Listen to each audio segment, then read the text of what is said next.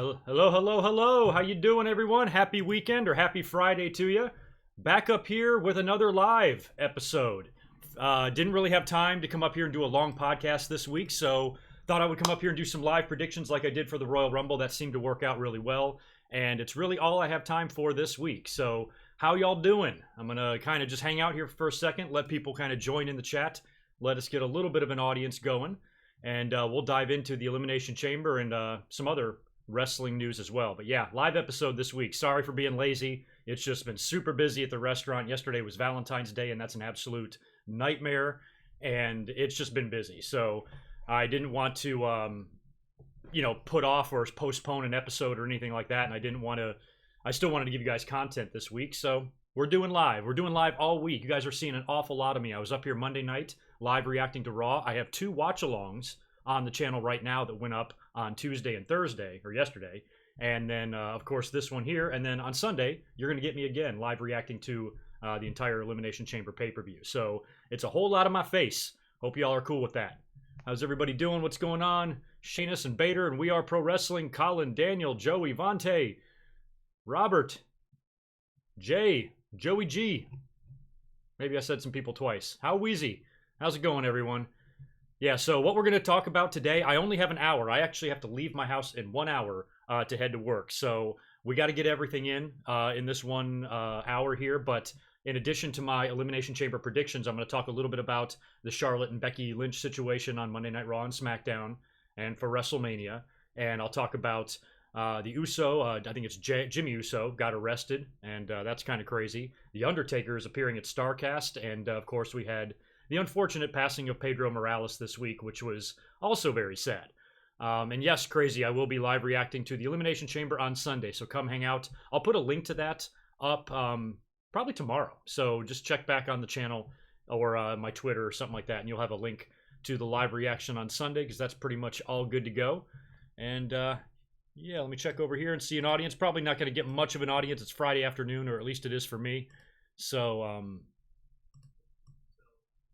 it's kind of a strange time of day, but who knows? I'll leave this up all weekend, and you guys can check back and look at my my predictions before the show.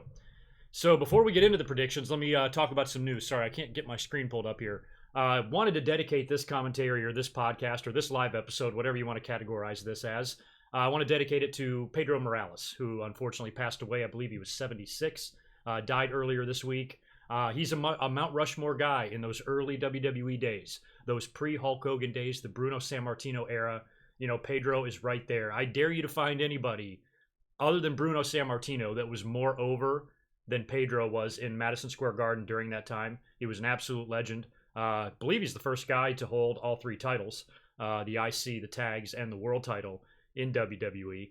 And just an amazing wrestler, well-respected, awesome guy. And it's a shame that he passed. But again, like so many of these type of legends, at least this isn't like a tragic type of passing, no nasty underbelly or no dark story here. He's just, died, 76 years old. It happened. So rest in peace, Pedro Morales. He was an absolute true legend. And I have memories. I'm actually old enough to remember him, especially his second run in WWE when he was there in like the early 80s before Hogan got there. That's kind of where I remember him the most. I was barely born when he was there in the 70s, but Pedro was awesome. So rest in peace and condolences to his friends and family. I'm going to talk about other stuff before we get into Elimination Chamber. I figured we'd start out with the news and shit like that. That's why I wanted to talk about Pedro first. And also, we got to talk about The Undertaker being announced to appear at StarCast during Double or Nothing weekend. Huh? That's crazy. So I think, I guess he's out for WrestleMania this year. There's been talk of him now accepting independent bookings. There's been the figure thrown around of $25,000 an hour to book his services. He apparently is on Twitter. I questioned if it was a valid account or not, but it looks like it's legit. So he's out there now. He's doing interviews, and he's on social media, and he's doing shit that The Undertaker never used to do. And now he's taking an independent booking from these guys? Jesus.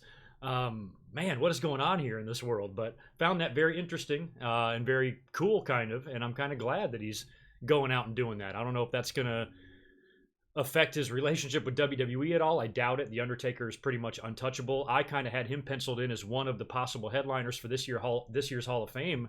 I don't know if we're going to see that. We might not get an Undertaker match, an Undertaker Hall of Fame, or an Undertaker appearance of any kind during WrestleMania, which would be awfully strange. I mean, that's the first time that's happened, and you guys tell me how many years since Undertaker has missed a WrestleMania. The only times he's missed one, I think, is due to injury, right? So it's just going to be crazy to not have him here this year if he's not going to be. But who knows? There's still plenty of time. We still have to get through Elimination Chamber. We have to get through Fastlane. And then we have to start the build to WrestleMania. A lot of Undertaker matches are thrown together last minute. His match with Triple H and John Cena, and maybe another one too. We're all like that. So he could definitely still show up and have a match of some kind, but it's starting to look more and more unlikely with each passing day. And now this announcement that he's appearing at StarCast is fucking crazy. So I definitely wanted to mention that. And aside from that, I'm going to talk about the Jimmy Uso arrest right before I head into the Elimination Chamber predictions. But let's talk about Charlotte and Becky Lynch, because I have not talked about this situation since this past Monday. I was live streaming. And then aside from my 2 watch-alongs, by the way, if you want to check out some classic Elimination Chamber match watch-alongs, the links are up in the top right-hand corner there. Aside from those, I didn't come up here and do any sort of a podcast or discuss this situation, and I almost did. I almost came up and did a one-off episode about it, but you know what? To be honest, I didn't want to deal with it. I was just reading social media. It's just, here we go again. It's just like one situation after another. We get angry, freaking out, entitled, asshole fans going so over the top with their hatred and their complaints, completely falling for the work. It just, I'm like, you know what? I'm not dealing with it. You guys know where I stand. I have been saying for weeks that I would prefer if it remains one-on-one Becky Lynch and Ronda Rousey, but if they did add Charlotte, I would be okay with it because, number one, it makes sense. It's the biggest tweet or the biggest complaint that I saw about this situation after it happened was that it doesn't make sense to add Charlotte. Well, apparently you didn't watch Survivor Series. Apparently you didn't watch TLC. It makes perfect sense to involve Charlotte in this. She has history with Ronda just as much as Becky does. But I think Becky is riding that wave of popularity, much like Daniel Bryan did and Stone Cold Steve Austin did, where the fans really get behind him. They want Becky to have her moment, and they don't want anybody else around to fuck with it. And I've maintained the whole time that it would really be fine if they did a triple threat. I'm a traditionalist, so I like one-on-one. I prefer one-on-one. But I certainly am not freaking out or think that it's wrong if Charlotte was added to the match. And right now, she's not added to the match. She is the match. She's replacing Becky Lynch, according to Vince McMahon, as we saw on Monday Night Raw. And Becky was supposed to apologize all night long on Monday Night Raw. Triple H and Stephanie demanded that Becky apologize to them, and they were going to give her until the end of the night to make that apology. She comes out in the main event segment, actually apologizes. I mean, kicking and screaming, but she does it, and they say, cool, you're back. Your suspension is lifted, and you're heading to WrestleMania. And we thought that was it. And then out comes Vince McMahon to say, no, Becky, you know, I'm pissed off at you. I don't like the way you've been acting. And they might be okay with an apology, but I'm not. So as of right now, you're suspended for 60 days. And that suspension runs past WrestleMania. So in storyline, she's suspended until after WrestleMania. And I've selected a replacement for you, and that is Charlotte. He brings out Charlotte to the stage, and the show goes off the air. So, of course, the fans' Twitter explodes, loses their mind. Everybody thinks Becky's being fucked over, and oh my God, and Charlotte reigns, and they're pushing her, and they're handing her opportunities. You know, I'm sick and tired of defending Charlotte. I think it's absolutely ridiculous that the wrestling audience actually thinks that she's not worthy. You know, do you know how hard, has any of you ever been to the gym or worked out or done anything? Do you know how fucking hard this girl has worked since she's gotten into this business? She has an incredible story. Her dad is sort of famous. And on top of that, she's not even shitty like David Flair was. She's not handed an opportunity. David Flair was handed opportunities. You want to be pissed at one of Ric Flair's kids? Be pissed at David Flair back in the day in WCW. Charlotte Flair has earned everything she's gotten. And when you look at all the women's wrestlers, she's really the best that we have seen, arguably in history. You know, going into the wrestling business and living out her dead brother's dream is a great story, and it's a heartwarming story. And she's not, you don't hear any bad stories about her. She keeps her nose clean. She's not a fucking asshole political bitch backstage. She just goes out there and kicks ass every night. So I've always been fine with WWE choosing her or selecting her as their cornerstone. What's wrong with that? Up until just a few months ago, Becky was doing dick on the roster. We didn't give a shit about her at all. She's only recently gained steam, and I'm all for WWE creating an Austin and Rock type of alliance here, or rivalry here, I should say, between Charlotte and Becky. There's nothing wrong with having two of them. It's like the fans want Charlotte to go back down to NXT or something. They want her to completely disappear. Guess what? It doesn't work that way. WWE wants to make this girl their crown jewel, their cornerstone of the division. And I don't think there's anything wrong with that when you see how women's wrestling has progressed in the past 10 or so years. We went from divas and, minute and a half long matches to completely worthless wrestlers holding, or I shouldn't even say wrestlers, worthless models turned wrestlers holding the divas title, to what we have now. And we're going to complain about somebody getting opportunities? Fuck off with that shit. Charlotte's earned everything she's got, and I think it makes perfect sense for her to be in this match, and she is not pushed down our throats. Yeah, she's a multiple-time champion. The roster's not very deep. Of course she's going to win a bunch of titles. So's Becky Lynch. So's a lot of women. Just like, I mentioned with Roman Reigns, he didn't always win. Charlotte didn't always win. She came up short at Evolution, didn't win at Survivor Series, lost at TLC, lost at the Royal Rumble, lost. So now her being replacing Becky Lynch, what's wrong with that? Well, she's lost too much. She doesn't deserve a title shot. Well, Becky's lost a lot too. Asuka tapped her out at the Royal Rumble. So I just don't see the outrage. I don't understand the outrage. I'm perfectly fine with saying, being like me, saying, oh, if it was up to me, I would prefer one-on-one.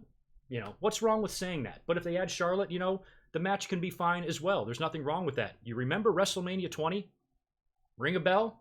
Was anybody bitching at Shawn Michaels for stealing Chris Benoit's opportunity? Or another popular one I see online is shoehorning his way into the match. Nobody's shoehorning their way into the match. WWE is doing this for a couple of reasons. Number one, they got to get that heat off of Ronda, for starters. And if you can't realize that this might be what they're doing, then you're fucking blind, because Ronda Rousey was getting booed hard by the fans. And WWE is now stuck in a situation where they're going to have to just accept the boos that Ronda Rousey is going to get and pretend that it's a bizarro land, or the crowd is just expressing themselves, or spin it any way they want. And they're going to have to deal with the same thing with Ronda Rousey that they deal with Roman Reigns, with the fans booing somebody that they want the fans to cheer. So they're kind of deferring or diverting the heat now over to Vince McMahon, who everybody already hates anyway, and to Charlotte, who clearly the fans are not too thrilled with right now. So they're probably doing this, I think, to just get the boos away from Ronda Rousey a little bit. And you got to know, I hope nobody's really thinking that Becky is out of this match. We know she's going to get back in, because the groundwork for that was laid out right on Monday Night Raw, right then, when Vince McMahon came out and contradicted what Stephanie and Triple H did. So that's going to create a conflict there. I think Becky is going to wind up getting back into this match or getting reinstated at some point due to Triple H and Stephanie having that power struggle with Vince. Maybe Shane gets involved to be the deciding vote, or I don't know what the hell they do. But they're going to get her back in here. I don't know if it's going to be until Fastlane or a few weeks before WrestleMania or next week on Raw. Could be next week. Becky Lynch could be back. So one way or the other, at the end of the day, it now looks like it's going to be a triple threat. And when we look back at what happened at WrestleMania 20, what would be wrong with Becky Lynch going into WrestleMania and playing the role of Chris Benoit? What the fuck is wrong with that? What the hell are the fans so outraged about? Now, on the flip side of that, if WWE goes in the different direction and Charlotte beats both of them and taps out Ronda Rousey and wins the title, okay, yeah, then I'm going to be a little bit mad. But if they put Becky Lynch, Ronda Rousey, and Charlotte in a triple threat, that match main events WrestleMania. You can't build your division around Charlotte either and then not have her involved in the main event. This match actually is probably the best way to go as far as really cementing the legacies now of all three of these women. And if Becky Lynch plays the role of Benoit and taps out Ronda, because remember, Benoit won the title at WrestleMania 20, not by beating Shawn, but by beating the champion. So if Becky does the same thing, what the fuck are we bitching about? That's an incredible victory. That's going to be a huge moment for her. She's going to close out WrestleMania as the last match. First woman ever to do that. She's going to get the Benoit moment, the Daniel Bryan moment, the Stone Cold Steve Austin moment. Any of those stars that have won the title in the main event and had the big celebration, and the tear-jerking affair and all of that, maybe even a hug and an embrace. Maybe after these three women have been battling it out, maybe they give each other a big hug at the end and it's a big love fest. Maybe there's a swerve and the four horsewomen get involved. Who knows what they could do? But I really don't see the problem. Basically, I don't see the outrage is what I'm saying. I don't see why fans are willing to light their own houses on fire because Charlotte was added to the match. Who fucking cares? It's going to be a great moment for Becky at the end of the day. And I don't think WWE is going to pull the rug out from under her. I think they're going to give her that Daniel Bryan moment. I think it's going to be very similar to that. And another thing they could do at WrestleMania, and some of you guys were talking to me about this, is that they could do multiple matches because don't forget Asuka is involved. It could be involved here too. She's the SmackDown Women's Champion. I don't know where the hell she's been actually. Haven't seen her on TV very much, but they could get her involved there. We're going to have the tag team titles decided at Elimination Chamber. I'll talk about that in a minute. And that's going to be a floating title. So that's going to be on both brands. There has been chatter, and I've talked about this too a couple of months ago. What if they wanted to unify the titles? And just have all women compete on both shows. I'd really have no problem with that because the roster ain't that deep anyway. So if you combine them, now you got some talent there and they can all kind of intermingle and you got new fresh matchups and I think it would be great. I don't see signs of that. I don't see any evidence that they're going to do that. But if they did, then you could get Asuka involved. Then you could do like a WrestleMania 10 situation or a WrestleMania 30 situation or another WrestleMania where there's been multiple matches and then the main event. So maybe like WrestleMania 10 where Brett and Owen worked the opening match. Maybe you do a rematch of Becky and Asuka from the Royal Rumble. And this time Becky gets her win back and wins the SmackDown title. Then you do Charlotte and Ronda. Right? Yeah, Charlotte and Ronda. And then the winner of that goes into the main event to face Becky Lynch. They could do it something like that. I don't know. Or maybe Becky Lynch has to win a match in order to earn her way back in. That could also happen. When I talked about that conflict with Vince, Triple H, and Stephanie, that's likely what they'll do. There'll be some sort of compromise. Okay, fine. Becky Lynch, she has a match at Fastlane. If she wins, she's reinstated and she's back in the match and now it's a triple threat. Or something like that. They might put Charlotte and Becky back in the ring together. I mentioned that. Could be Charlotte and Becky at Fastlane. Winner goes into face Ronda, and the match returns to being a one-on-one. But I think at the end of the day, we're probably going to see a triple threat. I think it's WWE's way of trying to just take a little bit of that heat away from Ronda so she's not shit on by the fans every week because anybody that's going to be in the ring with Becky is going to get shit on. Doesn't matter who you are. So if they now have Charlotte entering the mix and you got some McMahons involved, that might help take the fans' attention off of Ronda, and now they can just unload it on Charlotte because the fans already hate her anyway.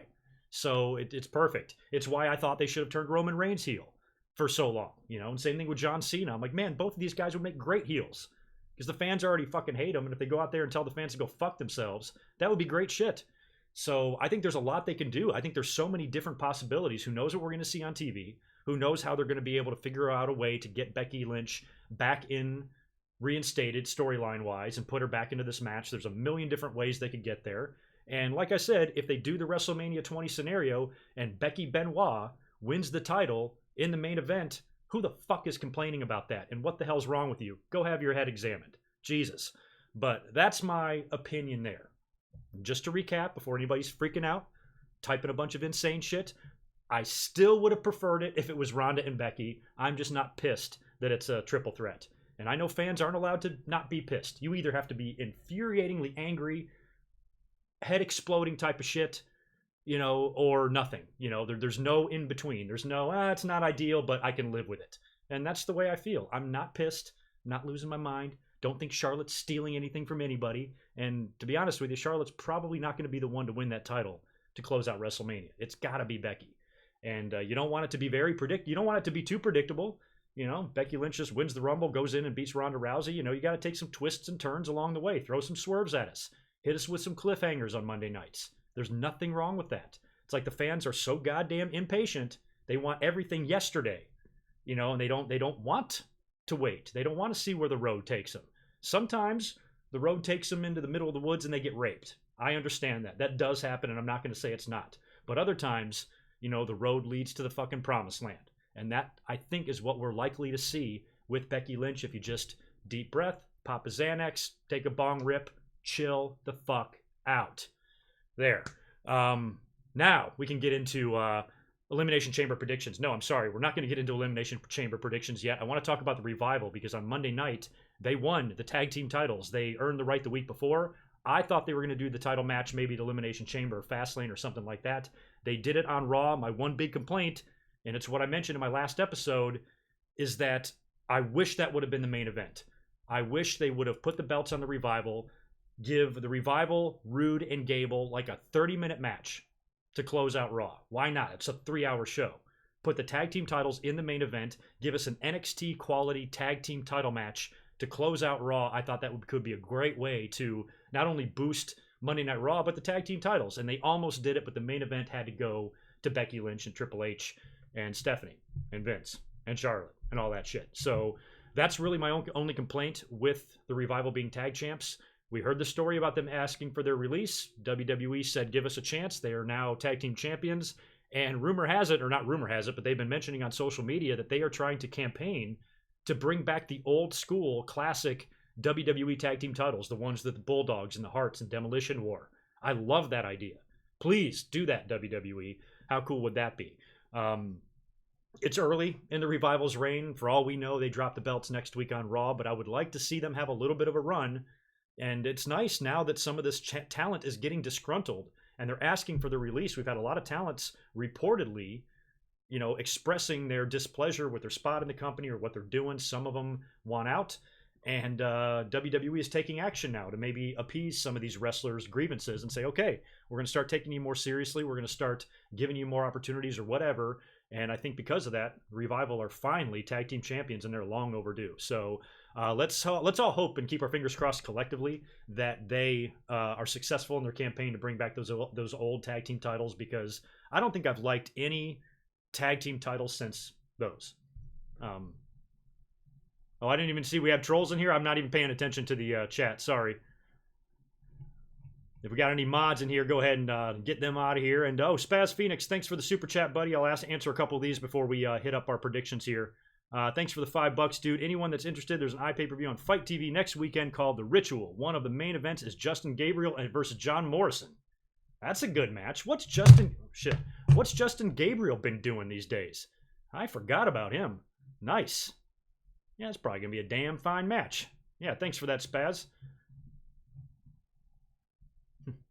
The Revival have no charisma. That's all right. There's been plenty of champions with no charisma. Charisma is good. Charisma is necessary in wrestling, but you don't always have to have it. Andre didn't have charisma.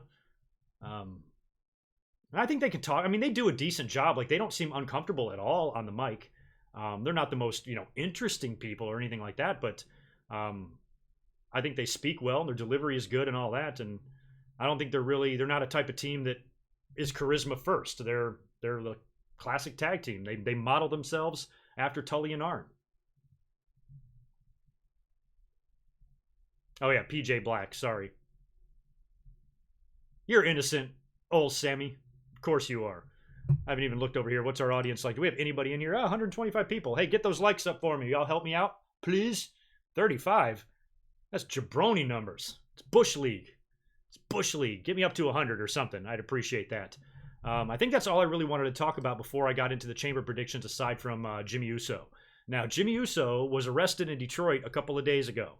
And I guess it wasn't a DUI. According to the reports that I read, I probably read the same ones you guys did. He was pulled over, and I guess the car smelled like booze, apparently. They asked Naomi to get out of the car because she was with him. And then he got out of the car and apparently had a little confrontation with one of the officers, like they were going to fight or something. But I don't know what he was actually charged with. Maybe disorderly conduct, I think. So I don't think there was any alcohol or booze or anything like that involved. And I got to thinking, I'm like, well, when was it that Jey Uso, because I know Jey Uso got the DUI, and that was a year ago. So I pulled up the original TMZ report from a year ago when Jey Uso got arrested, and it mentions in that report that Jimmy has already had a DUI back in 2011, and he violated his probation in 2013. Now he's getting arrested here again in 2019. The Usos are in contract negotiations right now with WWE, and they have a title match in 2 days at the Elimination Chamber. WWE's statement that they issued on it was identical to the statement they issued on Jey a year ago for his DUI. It just said Jimmy or Jey are responsible for their own actions, and that's it. No announcement of a suspension, no disciplinary action, and I don't know, the Usos might be untouchable. That's a good question that I have internally in WWE, how things work. Let's say, for example, your contract is up in 30 days or 60 days, and you're in the middle of contract negotiations. And during those contract negotiations, you get arrested or you fail a wellness policy violation. Are you just released at that point? Because if you if you're already thinking about leaving the company and you're kind of on the fence about re-signing and you're leaning towards not re-signing, and then you get popped and they suspend you, you're like, well, fuck it, peace. I'm leaving. So I don't know with this if it's going to affect them in any way. Last year when Jey Uso got the DUI, nothing happened. I think they were tag team champions during that, and it literally was not, they weren't punished on television at all. So I'm guessing that Jimmy won't be either. And if WWE wants to keep these guys around and make sure they re-sign, because they are arguably their top tag team, what can they really do to Jimmy? So I hope he gets his shit cleaned up. I don't know what his problem is. I like the Usos. They are probably my favorite tag team in WWE, but Jimmy's had 3 or 4 run-ins with the law now. So is Jay. Get your shit together, guys. Come on. Stop fucking around. And incidentally, they have a tag team title match this Sunday against McMiz. Is that what they're really calling themselves? Shane McMahon and Miz? McMiz? Okay, so if you haven't noticed, we're into our Elimination Chamber predictions now, and I want to start with that match because due to the arrest of Jimmy Uso, I don't know if they're going to put the titles on him. Are they? I say no. I think actually, you know what? I think regardless of whether or not Jimmy Uso had the run-in with the law this week, I still think I was going to predict Shane McMahon and The Miz. I think they're going to retain the titles. They're definitely going to lose them soon. They're definitely going to break up. They're definitely going to have a WrestleMania match. Maybe just not, it doesn't all happen in Elimination Chamber. Maybe you do it at Fastlane and then you set up the build. Because if you do it at Elimination Chamber, now you got a whole bunch of weeks of build between the two. I mean, how much can you really do on television? So I think 1 month of build is really all you need for these two. So maybe have them drop the titles at Fastlane or maybe on SmackDown or something like that, and then have the implosion and go to WrestleMania after that. But as far as Sunday goes, I'm going to predict Shane McMahon and The Miz to retain the SmackDown Tag Team titles. We also have Buddy Murphy taking on Akira Tozawa for the Cruiserweight title. Going Murphy. I just think he's on a roll. I love him. He's awesome. And he's had such a long run now that if I'm going to take the belt off of him, I'm doing that at WrestleMania weekend. So maybe that's when he finally drops it. And maybe he can be put on Raw or something, because he's a bigger guy. Wasn't he trying to make weight to even get on 205 Live? So maybe at some point, especially with the Superstar shakeup coming up right after WrestleMania, maybe if he drops the Cruiserweight title, they move him to SmackDown or something. What would be wrong with that? Mustafa Ali's there. Send Buddy Murphy over there too. But as far as Elimination Chamber goes, I'm predicting Murphy to retain. And I didn't have anything written down as far as kickoff show matches go. I checked WWE.com to get the match rundown here, but I didn't see any advertised unless I missed it. But I would probably guess that one, the Cruiserweight title, will be on the kickoff, especially if Buddy Murphy does retain. We have Braun Strowman versus Baron Corbin in a no disqualification match. Kill me. Why can't they just do this shit on Raw? I think they already, this is the exact type of match they have on Raw. They do this all the time. Strowman and Corbin, this stupid feud is still going on. I don't care about it at all. I think it would be, as badly as Braun Strowman has been, I hate to say this word, but I'm going to say it. As badly as Braun Strowman has been ruined, you know what's going to ruin him worse? Losing to this Applebee's waiter fuck. So no, Braun Strowman cannot lose to Baron Corbin, although it's a no disqualification match, and Drew McIntyre isn't even booked for Elimination Chamber. So his big ass is going to be lurking around. So hell, I'm kind of half tempted to predict Baron Corbin to beat Braun Strowman and just get that victory under his belt. But still, no, I don't want to see that. So I'm going to pick Braun Strowman. I just hope the match is fast. I don't know what they do on Monday Night Raw. It was like the singles match that turned into a tag team match, and I think it was restarted or whatever the hell it was. It was like 45 minutes long. So whatever they do here on Sunday with Strowman and Corbin and likely McIntyre, who will make an appearance, I'm sure, make it quick. We don't want to sit through that for very long. We already have to go through 3 hours of this shit on Mondays. We don't need any more on a pay-per-view. We have the Intercontinental title on the line. Handicap match. Finn Balor challenging Bobby Lashley and Lio Rush. So it's going to be a handicap. Lashley and Lio versus Finn Balor. I said this before. I said right when this feud started that I would put the belt on Balor at WrestleMania. So in order to do that, probably have Lashley and Lio win. It is a 2-on-1 situation, and it will set up easy rematch for Finn Balor at some point. I don't know if they do another one at Fastlane and then go to Mania for the third match, or they skip Fastlane, or I don't know what the fuck. But I don't think that Finn Balor is going to win the Intercontinental title at the Elimination Chamber. When he does, I think that should be on a bigger stage. So that's what I would do there, have them retain somehow. And hell, it can be clean because, like I said, it's 2-on-1. So who cares how Lashley and Leo win? I just wouldn't put the belt on Finn Balor at this time.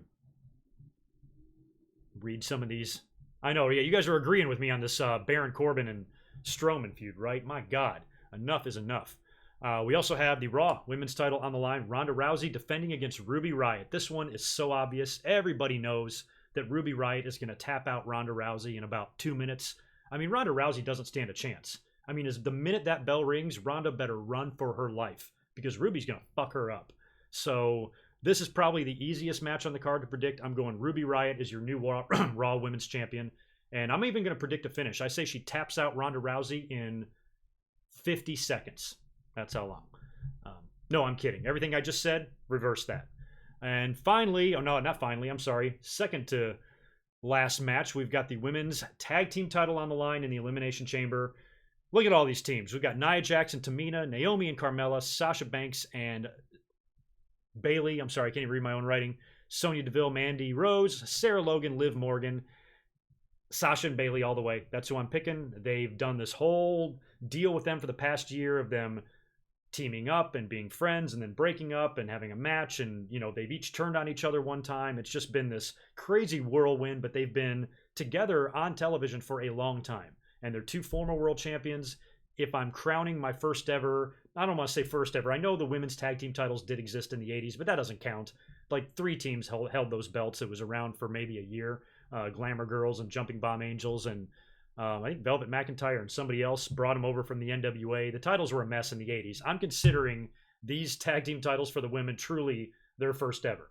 But if you're going to put the belts on a team for the first time ever, you're not going to put it on Sarah Logan and Liv Morgan. You know what I mean? So I'm going to go Sasha Banks and Bayley. I think they have the best story, and I think it would make for the best moment because on Monday Night Raw, they lost in that triple threat, and they now have to enter the Elimination Chamber match first.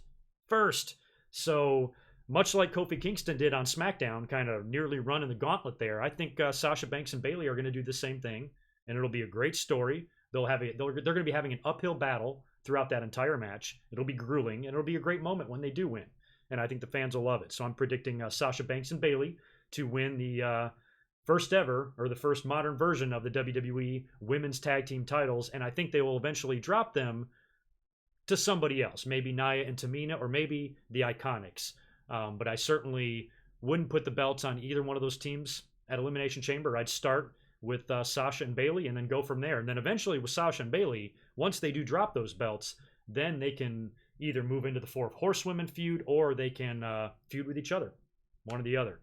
And finally, we've got the Elimination Chamber match, WWE title on the line, Daniel Bryan defending against AJ Styles, Randy Orton, Samoa Joe, Jeff Hardy, and unfortunately, not Mustafa Ali.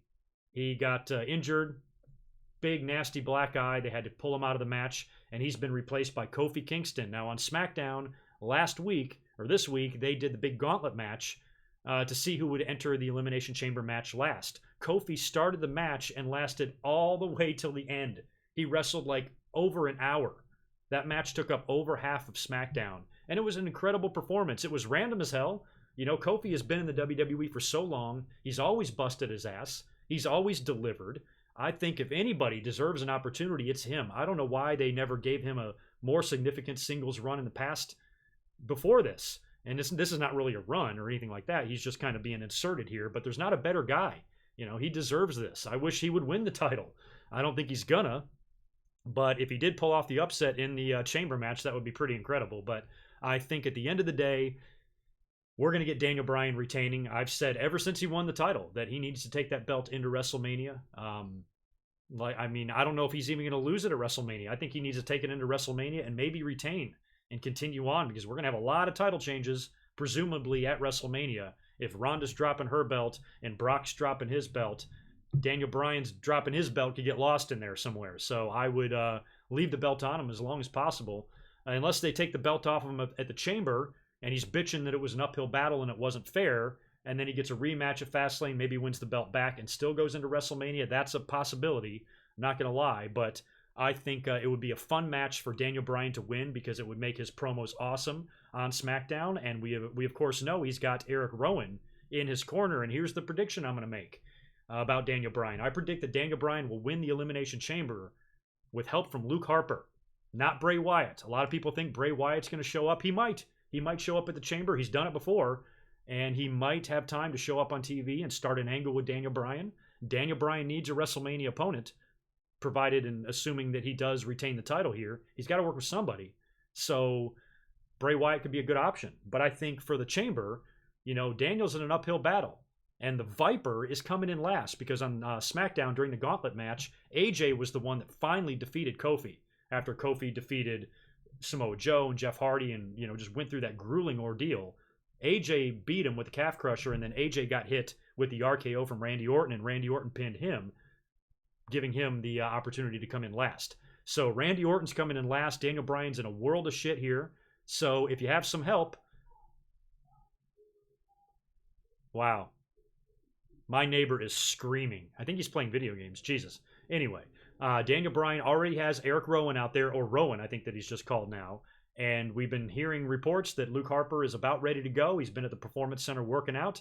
I think when he does come back, he's got to join up with Daniel Bryan and Eric Rowan, because last time he was on TV, he was a bludgeon brother. And what, are they just going to drop that with no explanation? So I think Harper comes back and joins up with Rowan and Bryan, and they form their little unit there. And then you can insert Bray Wyatt down the line if you want. But I think for Daniel Bryan to escape this Chamber, they got to have somebody get in there somehow. They have to open that big-ass door every time someone's eliminated. So in between eliminations, maybe Luke Harper does a run-in and helps out Daniel Bryan, and then Daniel Bryan celebrates with Harper and Rowan, and he's got his backup now. And then if you want to bring in Bray Wyatt or something, you can. But that's what I would do on Sunday. I'd have Daniel Bryan win with help from Luke Harper, and hopefully Luke Harper can wear some all-natural fibers and come out there drinking wheatgrass or something weird and be all Daniel Bryan-y. And I think the three of them can make a pretty fun, dirty little faction. Bunch of damn hippies. So, yeah. This guy, he's so fucking loud. At least I'm hoping he's playing video games, because it sounds like he's yelling like he's having an argument, but there's nobody yelling back. So he's just yelling at himself. So maybe he's live streaming like me. Who knows? But he's going fucking nuts down there. Yeah, probably playing Fortnite or some shit that I don't understand. But yeah, just to recap on the Elimination Chamber, I've got Shane McMahon and The Miz retaining the SmackDown tags over the Usos. I've got Buddy Murphy retaining the Cruiserweight title over Akira Tozawa. I've got Braun Strowman hopefully defeating Baron Corbin in a hopefully very short no disqualification match. I've got Lashley going over Finn Balor in the handicap with him and Leo. Rousey over Ruby Riott, Sasha Banks and Bayley to win the WWE Women's Tag Team titles, and Daniel Bryan to retain in the Elimination Chamber with help from Luke Harper and Eric Rowan, or Rowan and Harper, whatever they're supposed to be called. So if you notice, no title changes. Well, technically one. I've got Sasha and Bayley becoming the new tag team champions, but other than that, everybody else I have retaining their titles. That does make me a little nervous. I feel like we could have a title change in there somewhere. We might even get a match announced, an extra match, because the Revival might have a tag team title match. Who knows? R-Truth might have to defend the U.S. title. We might have one or maybe even two matches added, but this is all I have written down, or at least according to WWE. Am I missing anything? You guys let me know. Y'all let me know. Am I missing any matches? Anything I need to talk about as far as Elimination Chamber goes?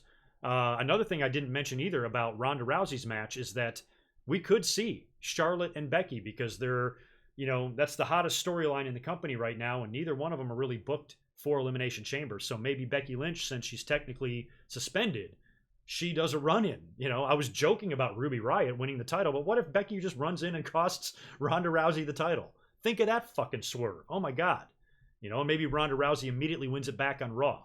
I don't know if I'd like to see that. I'd like to see Ronda's reign go uninterrupted, but that would be fun to see Becky Lynch come out there, cost Ronda the match, Ruby Riott wins the title, but because Ronda set up that, open challenge after you successfully defend the title, Ruby's got to do it the next night on Monday Night Raw, and then Ronda comes out and beats her in 5 seconds and wins her belt back. Maybe it could happen. I'd still vote no on that, but it could. So Becky Lynch could make an appearance. Charlotte can make an appearance. Maybe Ronda just beats Ruby Riott and then she gets attacked after the fact. I think whatever they do with Becky, she's going to crash the party, so to speak. Maybe she does what Austin did when he was suspended and keeps showing up and beating up people. And eventually she gets into some sort of scenario where they write her back onto TV somehow. But there's a lot we could see. Spaz, thanks for another super chat, man. I appreciate it. Ali challenged Kofi at Fastlane. Brian interferes. Triple threat at Mania. Good one. Yeah, I'd have no problem, especially with Mustafa Ali working with Daniel Bryan and Kofi. I don't know if this was just a temporary thing. We've been hearing reports for over a year about eventually breaking up the New Day. Maybe this is one last chance for Kofi to have her little run here. Daniel Bryan, there's a lot of people Daniel Bryan could work with at WrestleMania. I mean, he could work with Bray Wyatt, like we said. He could work with Randy Orton again. Just a little different type of situation. AJ Styles, I think, is out. I really like the idea of putting AJ Styles in the ring with Kurt Angle at WrestleMania in Kurt Angle's retirement match. They're nowhere near doing that right now because Kurt Angle's got his own problems on Raw. He'll probably appear, actually, in that Braun Strowman and Baron Corbin match. I forgot all about Kurt Angle. So, yeah, we might see Drew McIntyre, but we also might see Kurt Angle, which will make me feel a little bit more confident on my Braun Strowman prediction there. But Kurt Angle, presumably here, based on what we've seen him talk about in promos and the hints that he's been dropping, might be retiring at WrestleMania. I think that would be great. And much like Ric Flair worked with Shawn Michaels all those years ago, you could do the same type of deal with Kurt Angle and AJ Styles. And I think that would be really nice. So that would be my number one if I'm going to pick an opponent for Kurt Angle. But as far as Daniel Bryan goes, who else besides Bray Wyatt, Randy Orton, Mustafa Ali, Kofi Kingston? No NXT talent. Just forget that idea out of your head. There's no way anybody's going to come up and challenge him from there. I've heard a lot of Rey Mysterio nominations too. What about putting Mysterio and Bryan in the ring together? Great. I think that match would be fantastic. And for the title would be even better. But I think Rey is going to be working with Almas throughout the WrestleMania season. So they'd have to wrap that issue up and then move him into a program with Daniel Bryan in enough time to WrestleMania. I don't know. I think that if you put Rey Mysterio in a match like that, you put his mask on the line. It's Rey Mysterio versus Daniel Bryan, mask versus title. R-Truth is running around with that U.S. title right now for some reason. You would think he ain't going to hold that thing until WrestleMania, so maybe somebody like Andrade beats Truth for it, and then you get mask versus title with Andrade and Rey. So you got two mask versus title possibilities there if you do it Rey Andrade or Rey Bryan. So that would be fun. But again, I don't know if Rey Mysterio would be my first choice to face Daniel Bryan. I think I just want to think of somebody a little bit more fun, and I really like the Mustafa Ali idea, and it would also be nice if WWE paid the kid back. He's got to be heartbroken. He's got to be gutted at the idea of not being in this Elimination Chamber match. This is a big match for him. Biggest match he's ever been in.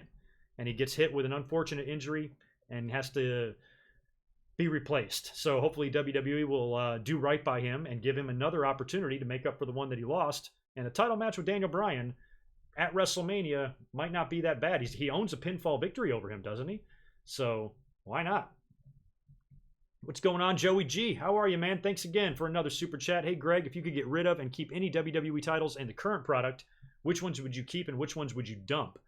Well, the ones I would dump in the current product,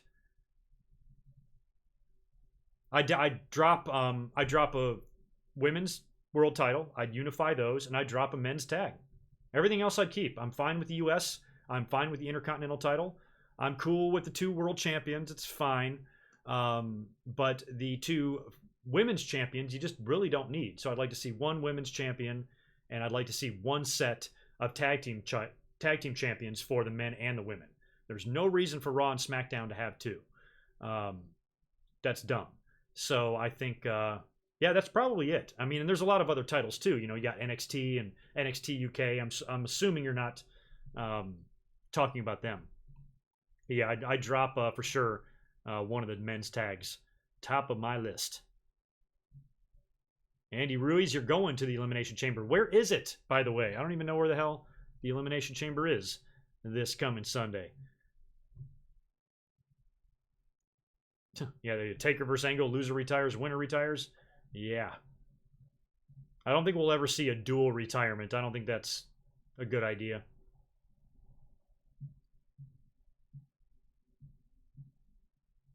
Yeah, Seth Rollins, I didn't talk about him. He had the promo and the interaction with Paul Heyman on Monday. He did not work a match, took a hell of a lot of bumps in the previous Monday. There is some talk of him nursing an injury. We really got to keep our fingers crossed. We cannot afford for Seth Rollins to go down with an injury or lose his WrestleMania match against Brock Lesnar. I don't know what the hell they would do then. Probably have to quickly turn McIntyre babyface or something like that, or maybe put Strowman back in the ring with him. I don't know. Let's just hope that. Oh, Houston, thank you. Houston. Houston's a good wrestling town. Yeah, let's hope that Seth is going to be all right. We really need him to go in there and dethrone the beast.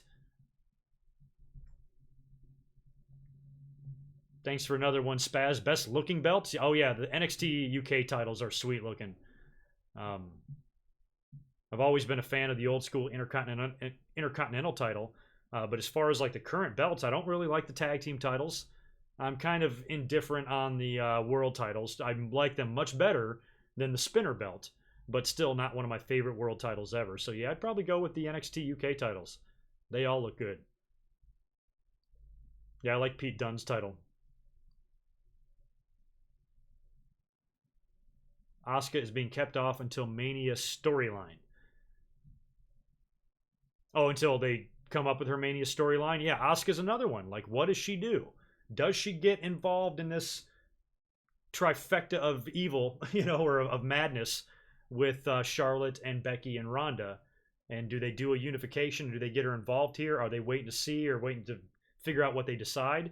But if Charlotte is not going to go into WrestleMania now to face Asuka, which was what I was hoping they would do, it's not looking like that's going to happen now. And it does turn out to be a triple threat. Where does that leave Asuka, and who does she defend against?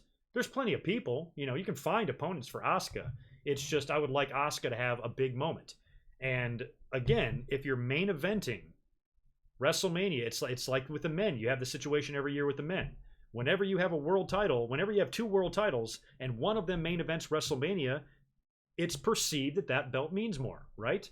I think it's safe to say that even though the WWE title that Daniel Bryan currently holds has the longest history in WWE, Brock Lesnar is the money champion.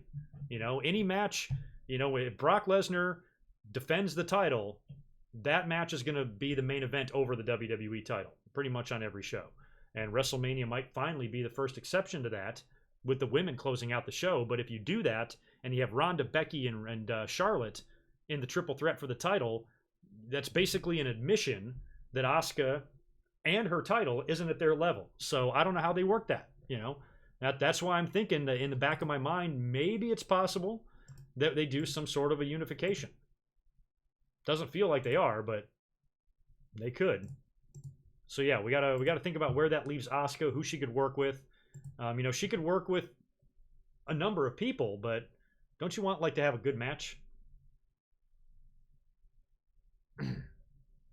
Yes, Vincente. Winged Eagle title is my favorite design of all time, but close second is the classic Intercontinental title, which I do not have. I actually do not have an Intercontinental title replica. These are the only two belts I have, the TV and the Winged Eagle. I would really like to get my hands on the Intercontinental title, just kind of an irresponsible amount of money to spend for something like that, but maybe one day I'll get it.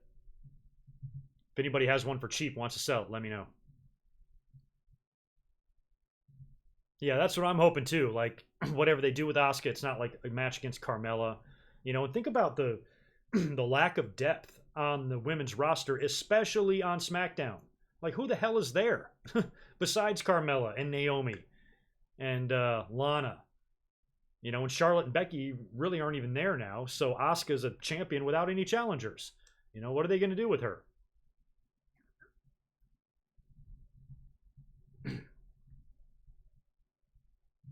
Yeah, and all the big storylines are going to take place on Raw. That's just the way it is. So it's a shame.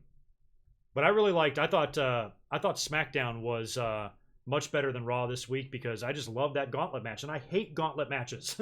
I hate them. But this one was really good. Whenever you see like a long running story like that, Seth Rollins did it last year, right? On Monday Night Raw, wrestled for over an hour. So those are the type of things I really like to see. But in general, gauntlet matches are not one of my favorites at all. Hate the concept. But that was really fun to watch last week on SmackDown. Yeah, Joe James, I just mentioned that about combining the women's rosters. I would be all for that if they wanted to do a unification. If they're going to have a floating tag title, why not just combine the women and just have one division? I think that would just round out everything a lot better and would just be better. Yeah, they could ever face Shayna Baszler, but I don't think any NXT talent is going to come up and take a WrestleMania match. I just don't. I think Baszler drops the belt at the TakeOver before WrestleMania. That's when I see her losing the title, but I don't know. I mean, if she came in to face Asuka, that means you'd have an NXT champion versus SmackDown champion. It would be weird. Why? I think that could be a match. That's definitely a match they're going to do one day. We're going to get Shayna Baszler versus Asuka. But to put it together in time for WrestleMania, I don't see it happening. I think Asuka's got to face somebody on the main roster. And hopefully maybe not a legend either, Vontae. I'd love to see Trish. I love Trish, but I don't know if I really want to see her in a match with Asuka at this point. Ember Moon, I think, is injured. Would like to see her jump over, take on Asuka, rematch from NXT. That would be great. So there's options, but Mandy Rose could be an option. You know, they're pushing Mandy, that's for sure. Oh, yeah, I forgot about Mandy Rose and Sonya Deville. So there's a couple of women floating around there, but not that many.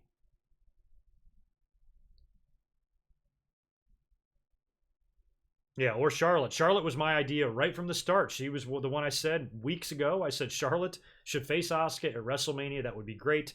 Do the rematch. All the fans lost their shit last year. Give Asuka her win back. Have her tap out Charlotte. That's kind of what I thought they should do.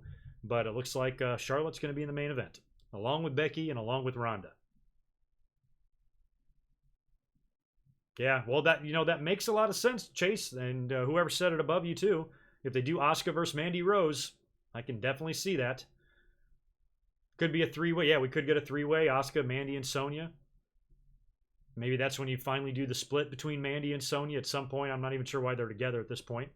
I like Sonya Deville a lot. Just don't know if there's time to get her pushed properly and built up, worthy of a title shot between now and then. I don't know. I wish they would do more with her. I like her. I like her a lot. I'm assuming you mean Nikki Cross. The Bellas are also kind of out there. We don't know what they're going to do. Nikki Bella recently at Evolution had a title match against Ronda Rousey. So we might see the Bellas resurface.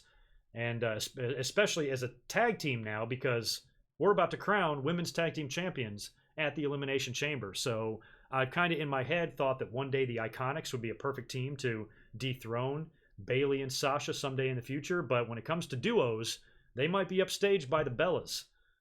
I didn't even think about that. Holy shit. Yeah, the Bellas are going to be tag team champions one day, y'all. Probably sooner rather than later. Oh man, that is a sad realization that I just came to. Oh, I'm going to go to work depressed now. Ugh, really? The Bellas? It's going to happen. But anyway, I got to be rolling out of here. I got to leave in like 5 minutes to head to work, but thanks for hanging out. Thanks for chilling out with me and talking about the Elimination Chamber. Join me this coming Sunday. I'll be up here live reacting to the entire pay-per-view, not the pre-show, just the pay-per-view. I'll put a link up on my channel tomorrow, and I'll throw one up on social media as well. So shoot me a follow over on Twitter before you get out of here. Make sure you like this video and subscribe if you have not yet already. Shooting for 26,000 here in the next week or so on the channel, so that'll be fun. And thanks for hanging out. And Scorp Talk Wrestling, how's my cats? They're great. I fed them both before I went live. I got them out of here, and neither one of them have bothered us. Oh yeah, Ben Lincoln's Bellas vs. Boss and Hug connection at Mania for the tag titles. That's likely. Ugh. Oh, what a way to end the stream with that horrible realization that one day, probably pretty soon, the Bellas are going to win the tag team titles. All right, I'm going to go throw up now. You guys take care. Have a good rest of your day, and I will catch you on Sunday. Talk to you soon. Peace.